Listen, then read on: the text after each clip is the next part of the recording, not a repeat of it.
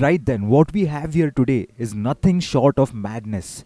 Not your usual car show nonsense where someone shouts, "Look how fast this thing goes," and then crashes it into a hay bale.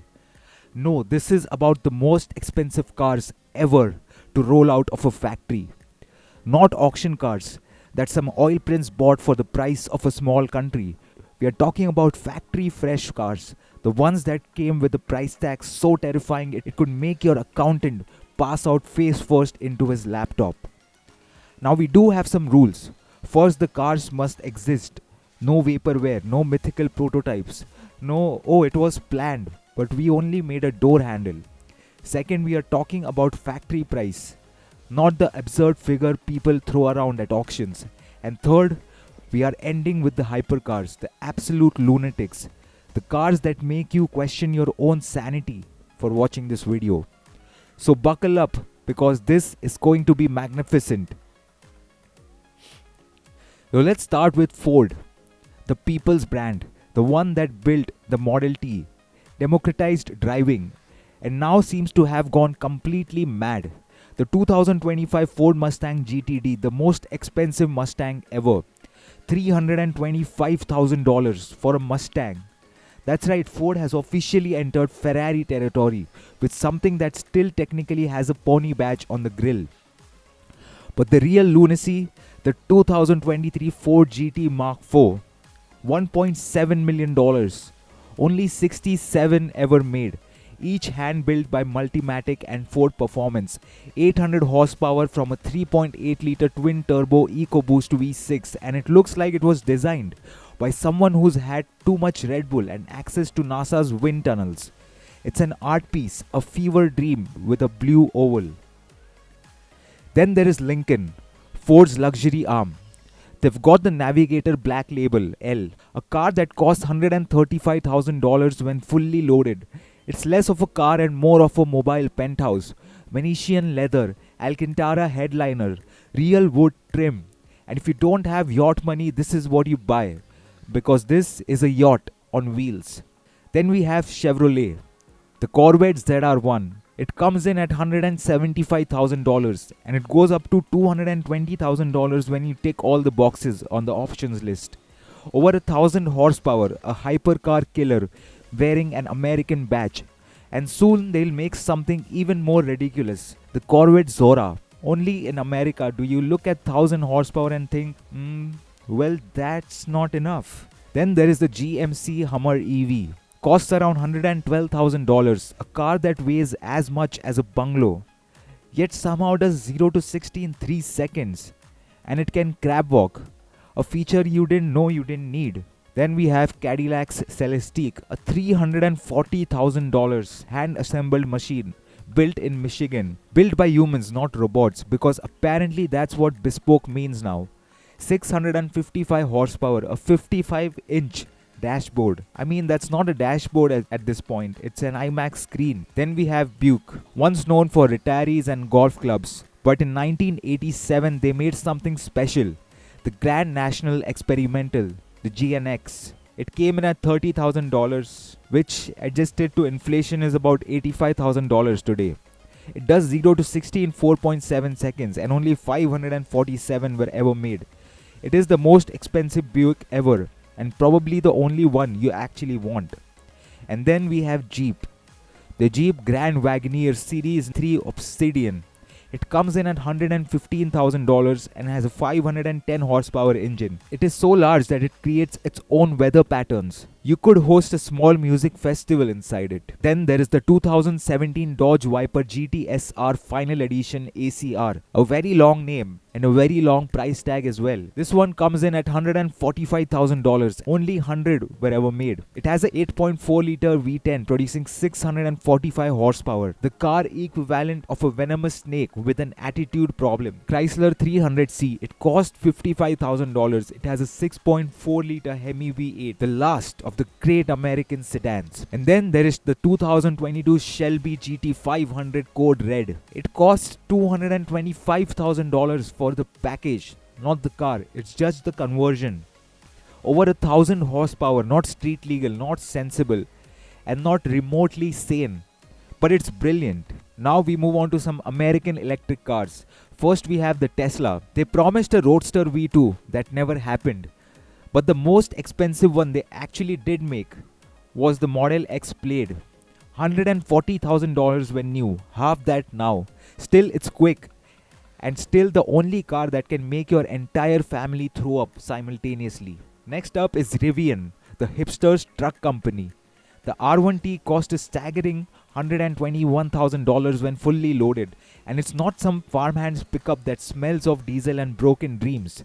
No, this one has a vegan leather, mood lighting, and a camping kitchen that costs more than my first car. It's clever, it's capable, it's clean, but somehow is also about as exciting as a TED talk on battery management.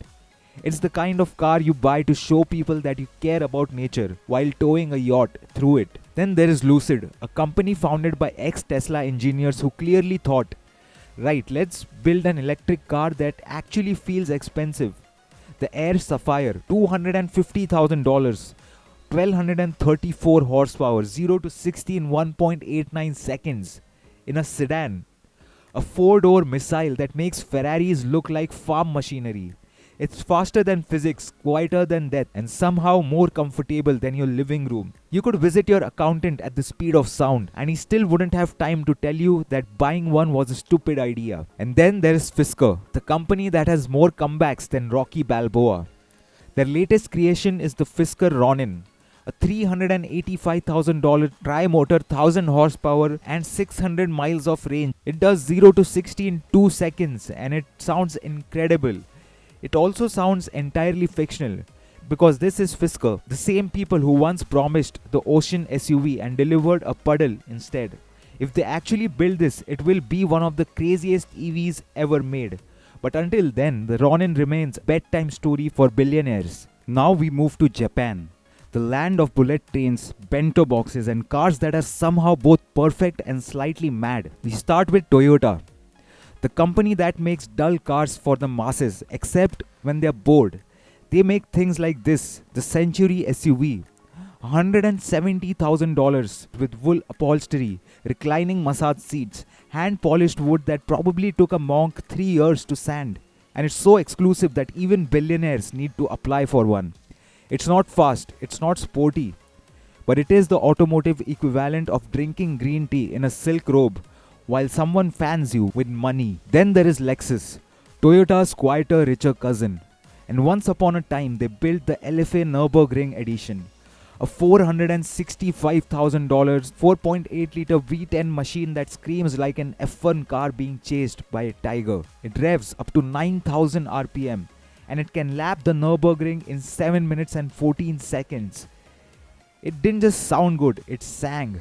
The best noise ever made by something with a number plate.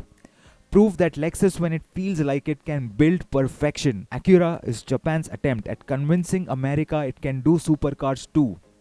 The NSX Type S, $245,000 and 600 horsepower, limited to just 350 units. It's fast, clinical, and terrifyingly good at everything. But here's the thing. Driving it feels a bit like being told you're excellent at Excel. It's impressive, but not fun. Still, it's a glorious send-off to a car that dared to challenge Ferrari and won. Quietly, politely, and with hybrid batteries. Then there's the Nissan GT-R Nismo Special Edition. $221,000. It has carbon fiber hood, handmade engine, and it's still terrifying after all these years. Driving one feels like being punched in the chest by God repeatedly while the traction control lights perform a laser show on your dashboard. It's not a car, it's an event. Then we have Infiniti, Nissan's luxury arm. Their top model, the QX80 Autograph, costs $91,000 and it has more leather than a Texan cowboy convention. But here's the truth, it's about as exciting as a beige wallpaper. A car for people who want luxury, but fear joy. And now Subaru, the home of rally legends and bad haircuts. The WRX STI S209 comes in at $64,000. It is hand-built and has 341 horsepower. It is pure, unfiltered madness. It's loud, it's rough, it's raw. Driving one feels like being slapped awake by caffeine, the last of the true rally-bred beasts, before the accountants ruined everything. Mazda, the hopeless romantic of the car world. The CX-90 plug-in hybrid Premium Plus comes in at $58,000. It's quiet, efficient and sensible. A car for people who think excitement is a noise issue. Yes, it's lovely to drive, but you didn't click this video to watch someone parallel park silently in electric mode. Mazda still dreams about the days when rotary engines screamed like angry beehives, and this isn't that. It's the motoring equivalent of writing poetry on a spreadsheet.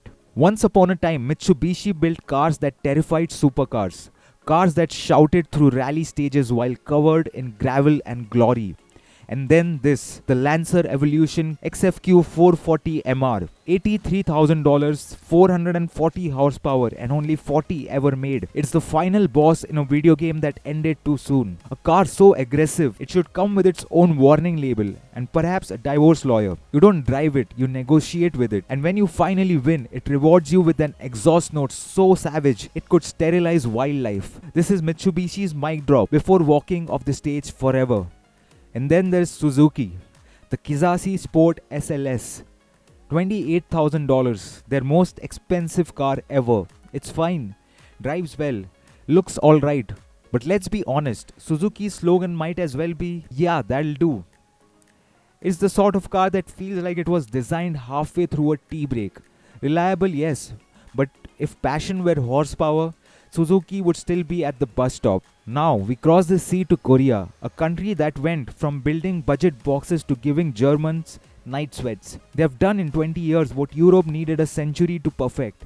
They have made sensible cars cool. The Hyundai Ioniq 5N. It costs $65,000 and it has a 641 horsepower electric motor with drift mode. It's an electric car that lets you behave like a complete hooligan, silently. It looks like a Lego brick designed by a madman, but behind the retro lines, something truly dangerous, an EV with a sense of humor. Because while everyone else was making dull eco-pods, Hyundai built one that'll side sideways past your Tesla while laughing in Korean. Then there's Genesis, Hyundai's luxury cousin, the quiet kid at school who suddenly turned up in a tailored suit and started speaking French. The G90E supercharger AWD comes in at $100,000. It has a twin-turbo V6, air suspension and more massaging seats than a wellness resort. It's what Mercedes used to be before they got distracted by touchscreen addiction. Then we have Kia, the EV9 GT line, $75,000. A 3-row electric SUV that looks like a skyscraper mated with a calculator. But here's the thing, it's brilliant. Kia used to make cars cheaper than your phone, and now they make something that could replace your phone, your house, and possibly your therapist. The underdog has grown fangs, and now we move to Europe, home of refinement, performance, and people who wear scarves indoors. This is where engineering meets arrogance and the results are spectacular. We start with Volkswagen XL1. It comes in at $150,000. A diesel electric hybrid with gullwing doors that looks like it escaped from a science museum. 261 miles per gallon, which is about the same as a moped downhill in a hurricane. It was supposed to save the planet, but the only thing it actually saved was Volkswagen's marketing department from boredom. Next up is the Audi R8 V10 Decennium, the $260,000 620 horsepower beast. This car comes in at $216,000. It has a 620 horsepower V10 and has bronze accents that make it look like Iron Man's weekend toy. It's loud, fast and gloriously pointless. The last naturally aspirated V10 Audi before the world turns electric and sad. Owning one is like having the final music album before Spotify killed it. It's automotive vinyl, pure, analog and alive. Then we have Porsche. The name itself is a warning to your wallet. This is the 918 Spider. It comes in at $845,000. It has a V8 hybrid producing 887 horsepower. It goes from 0 to 60 in 2.5 seconds. A hybrid supercar so efficient it makes Greta Thunberg bite her fist. It's the car that proved you can save the planet. Just very, very quickly. Think of it as a brain surgeon on Red Bull. Precise, clinical, and terrifyingly awake. Now we move to BMW. Once the choice of enthusiasts, now mostly bought by people who give the indicator after changing the lanes. But this, the 3.0 CSL, comes in at $800,000. Only 50 will ever be made. It has a manual gearbox. It's like a love letter to the days when BMW meant driving. Hand built over 10 days. The Batmobile reborn. It doesn't care about parking sensors or lane assists. It just wants to eat apexes for breakfast and shout M-Power into the void. Then there's Mercedes, the company that looked at Formula 1 and said, what if we just drove that on the road? Enter the AMG 1. It costs $2.7 million. It has a 1.6 litre turbocharged V6 with 4 electric motors. Basically a war crime on wheels. You don't drive the AMG 1, you survive it. It holds the Nürburgring record because it's literally a race car that forgot to retire. It's the engineering equivalent of flexing in German. Now we move to Jaguar. Once the symbol of British cool, now mostly the symbol of lease deals. But rewind to the 1990s and you will find the XJR15. It cost $960,000 back then. The first car made entirely of carbon fiber. It has a 6-litre V12 that sounded like God gargling thunder. It looked like Le Mans racer that accidentally got lost in a parking lot. A masterpiece and criminally forgotten. And here's a Land Rover. The Range Rover SP Caramel Edition. It cost $371,000. Only 7 ever made. Because apparently 7 people thought off-roading meant champagne in the back seat. 2-tone upholstery, pearl accents, and pillows. Yes, pillows. It's like driving your living room through Alps. Slowly. Indiana Jones would hate it, but your chiropractor would love it. Now we have Aston Martin, where beauty meets bankruptcy. The Valkyrie. It costs $3.2 million and it's built by Red Bull Racing. The same guys who built a car that won 21 races out of 22 in Formula 1. Now the Valkyrie has a 1160 horsepower 6.5 litre V12 hybrid that screams past 11,000 RPM.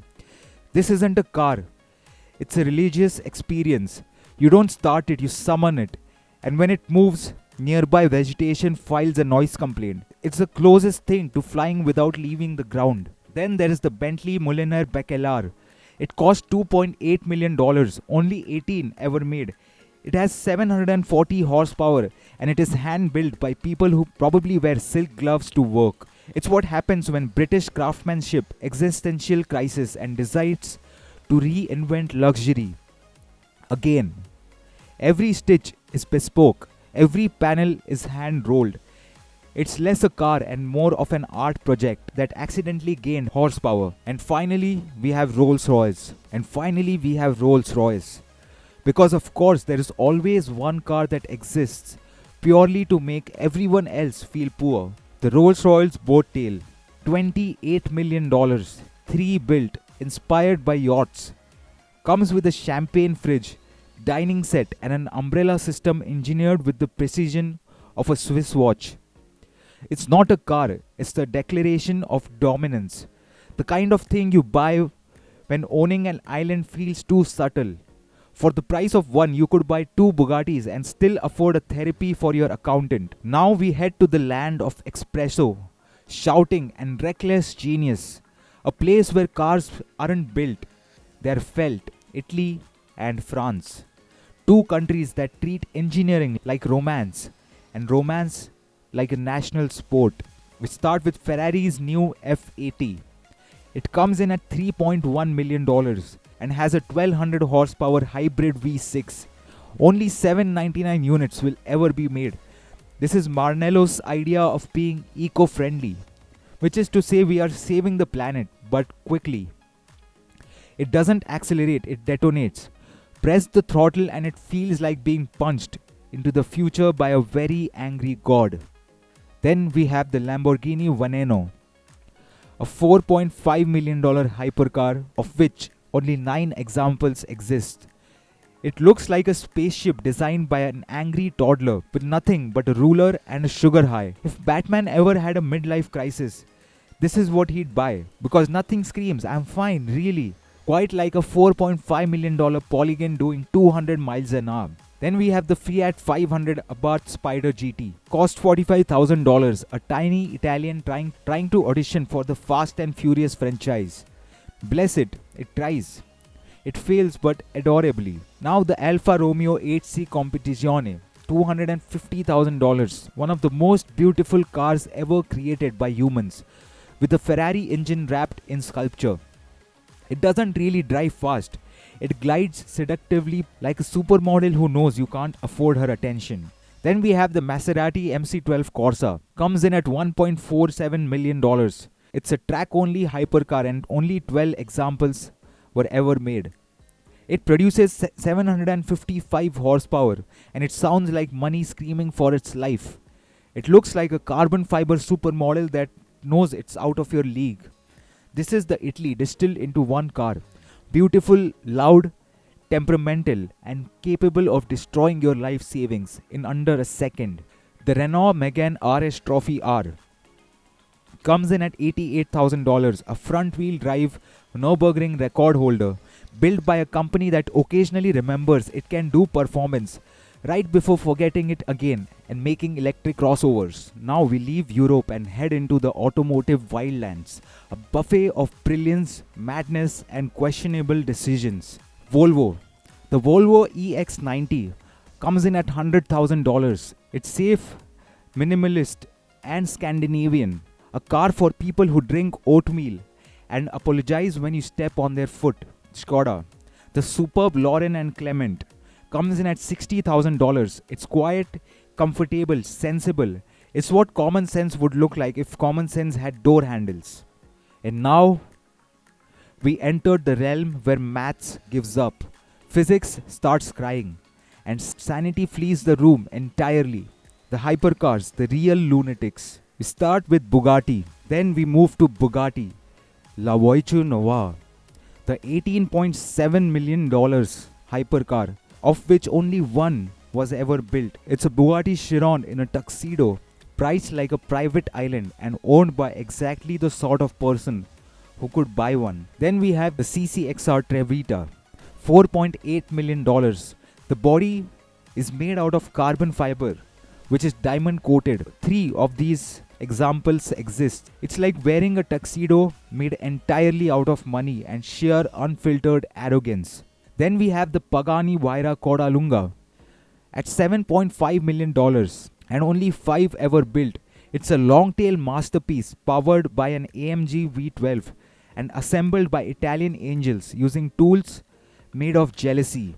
Then we have the Hennessy Venom F5, a $3 million American hypercar that produces 1,817 horsepower, a car built for one purpose, to offend the very concept of physics.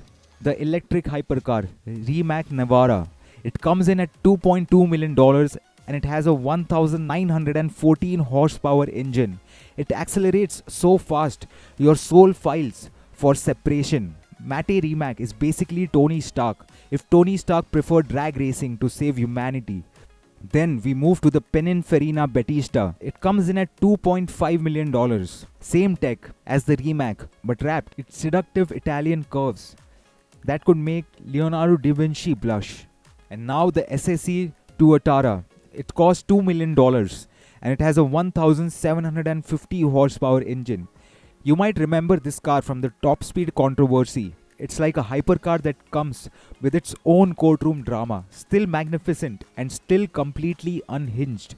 Now we have the Saleen S7 Twin Turbo, $750,000 back in the day.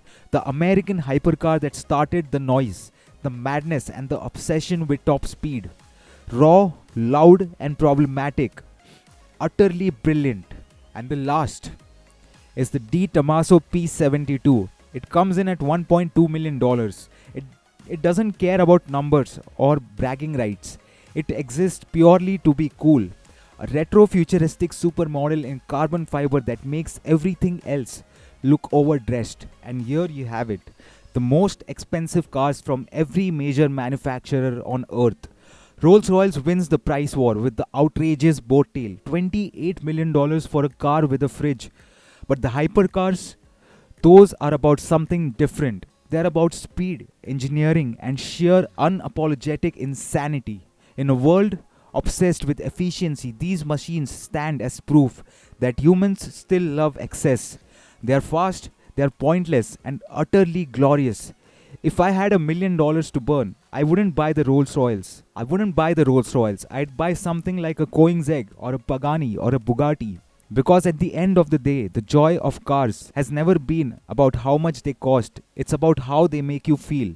Before we end this video, if you're liking the content, don't forget to smash that subscribe button. Our aim is to reach 50 subscribers before the end of this month. And if you're loving the content, do hit the like button. That's it for today. I will see you in the next video. Until then, bye bye and take care.